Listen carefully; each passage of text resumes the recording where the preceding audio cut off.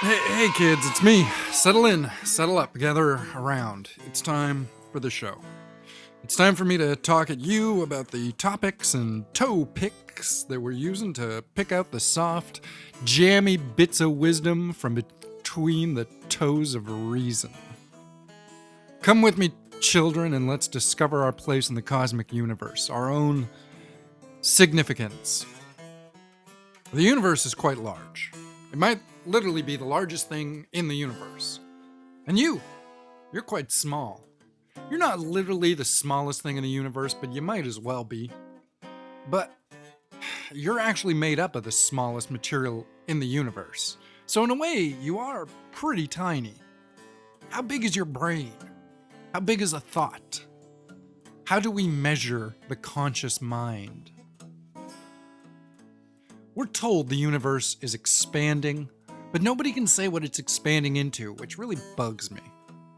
They say it's a bit like a loaf of raisin bread, where everything is just spreading and getting further apart, and all the raisins represent galaxies. But that doesn't mean it's stretching into empty space. That's how I imagined it when I was a kid, that there was the universe, and then there was a line, and there was nothing, and that nothing went on for even further than the universe itself, like a blank white page that extended on eternally. I've heard that maybe our universe is a closed loop, or some other weird shape, like a twisted donut or something. I can't get my head around that. If you could see the universe, you'd have to be outside the universe, and you can't be outside the universe because technically the universe is everything. So even when you're outside it, that's part of it as well. That's a tricky concept. So what does that mean about you? About me? About us? You're sitting there being a human. You go to work, go to school, you walk to the bus, you pick your nose, you eat some food, you poop it out. You look at screens that tell you stories, you laugh at irregularities, you get sick and feel bad, and then you get healthy and feel good. What does it all mean? If the universe is so large that you can't imagine it, full of stars and galaxies and so much empty space that it literally boggles the imagination, then what is your place in it all? Imagine arriving at the World's Fair. There's people and food and ride and noises and animals and excitement. But imagine that you're not you. You're an ant. You're an ant at the World's Fair. Somehow, you wandered from your anthill into the World's Fair, and you're an ant. How do you take it all in? How do you explore or understand everything? Most likely, you'll just get stomped on before you even figure out where you are. You're not an ant. You're a person, I assume. You have thoughts and dreams and an individuality and a sense of purpose and will. And most likely, you'll just get stomped on before you even figure out where you are. The world is funny that way. We open ourselves up to the potential of the cosmos, and what do we get? A brick in the face, a kiss on the head, a cookie, and $1 for our troubles. We, as humans, which again I assume we are, except for some of you who are probably liars and robots, but those of us who are humans, we are possessed of a seemingly unique sense of self-awareness. We don't just think, we think about thinking. We build mirrors in our minds to self-analyze and even self-actualize. That was a big thing when I was a kid, back in the 80s. People needed to self-actualize. It was a buzzword. You kids know what buzzwords are? They're like memes. Everything's like a meme. Every idea. Language is a meme. Money is a meme. This episode isn't about memes, but man, if it was, I could say a lot on the topic. Memes aren't just funny, they're wild. Anyway, that's not the topic. Today's topic, according to the notes I left out for myself and the fretful urgings of my irregular producers, is cosmic significance. Or cosmic awareness, one of those things.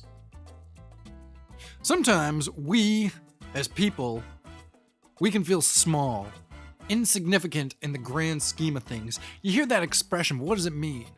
What's a scheme? And what's a grand scheme? I know what a grandmother is, and I know basically what a scheme is. It's like a scam or a plan. So what's the big plan? The old plan, the original plan. When some force set up the universe in motion, why did they set it up so you'd be you and I'd be me and we'd be doing this? Surely there must be a reason, right? Maybe not. And don't call me Shirley. That's a fun old joke. You ever look down the hall? There's a strange old man down that way. I see him climbing up and down the walls, licking his lips in a sinister fashion. I don't know what he wants. I don't know how to get rid of him. His suit is very old and very gray. His hair is very thin and very gray.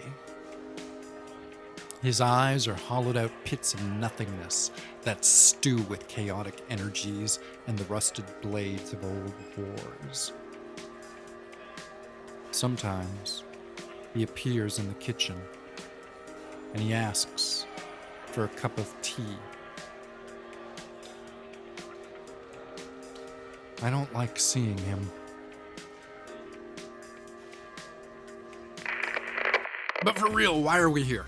Not just here on Earth, but here at these points in our lives. Are we just some massive art project? Is it a machine? Are we just blood cells in a massive organ? But blood cells have a purpose. They distribute oxygen throughout the body. I just distribute this show. That's my grand purpose. That's my part to play in the plan. I don't know who I am or why I'm here, but here I am. Every morning I wake up again, trapped in this house of flesh with bones for gutters and hair as ceiling tiles.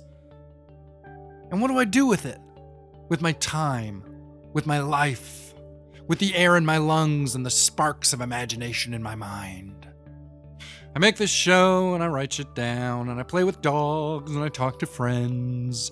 Is that my purpose? Do I just noodle around for 50 to 100 years and then fade away into nothingness? Is that my own cosmic significance?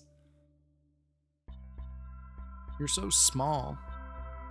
Imagine if you could destroy the sun. Imagine that. You can't. No human can. It's doubtful that any member of our species could ever develop the technology to destroy the sun. It's so big. You couldn't even destroy the world, not reduce it to ashes and rubble. And the sun is like millions of times larger than the earth. So if you can't destroy the sun, and the sun is like a grain of sand on the beach that is the universe, then what impact can you really have on anything? What can you do? What can you change? You can be nice to people. You can change lives. That's amazing, isn't it? You can change lives by being a selfish asshole as well, but let's not focus on that.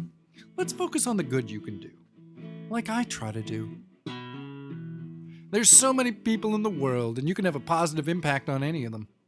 Imagine just picking a person at random and then working to improve their lives. You could be like a reverse serial killer. You'd be this maniac who just looked for vulnerable people in society and then spent hours, days, months, years meticulously laboring to help them. In big ways, little ways, a ride to the grocery store on a rainy day, a nice card when they're feeling sad, $20 when they're broke. You could help out. I could help out. I like to imagine that this show, this shit show, gives me some cosmic significance. I'm inside your head, which is like teleporting invisibly around the world into other minds. It's like making poetry or cookies. That's this show. It's a poetic cookie. I'm doing my best here. Well, I think it's my best. Maybe I'm just being an asshole. I'll never know, which is weird. Anyway, what about me? I'm Uncle, whatever you call me.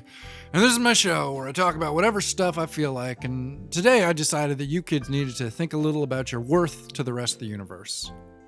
It can be a little scary sometimes, so I'm glad you're here with me to go through it with me. You're my special friends, and I thank you for taking part in this show and this life.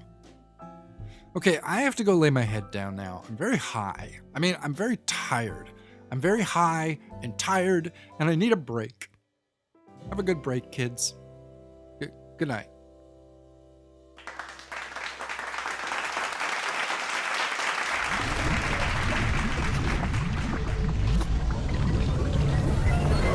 Oh yeah, tell us your road.